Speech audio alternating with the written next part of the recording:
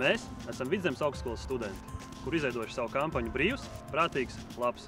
Mūsu mērķis ir veicināt, kā arī popularizēt brīvprātīgā darba iespējas starp jauniešiem.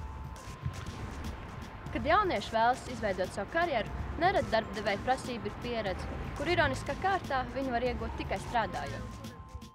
Dalība brīvprātīgajā darbā sniedz vērtīgo pieredzi, kā arī patiesu paldies, zem kuras slēpjas pieredze, emocijas un kāds lielisks stāsts. Kampaņas ietveros mēs sarunājamies ar vairākiem brīvprātīgā darba veicējiem, kuri mums sniedza vērtīgas atziņas.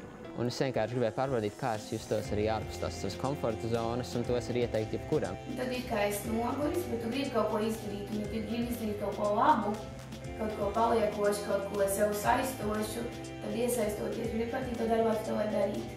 Pēc šīm vērtīgajām atziņām mēs sapratām, ka vārda paldies pievienotā vērtība var palīdzēt arī karjeras dzīvē. Mēs esam ļoti priecīgi, ka tik daudzi no jums līdz šim jau ir paspējuši iesaistīties mūsu akcijā un pateikuši savu paldies.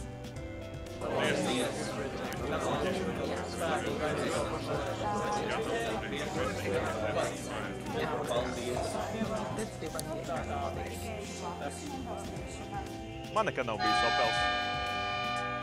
Arī tu vēl vari pagūt pateikt savu paldies. Arī tu vari iesaistīties, nofilmējot savu paldies video, vai arī kļūt par brīvprātīgo. Tādēļ paldies arī tev, ka noskaties šo video. Neaizmirst mums sekot Facebookā, Twitterī, Instagramā un mūsu blogā.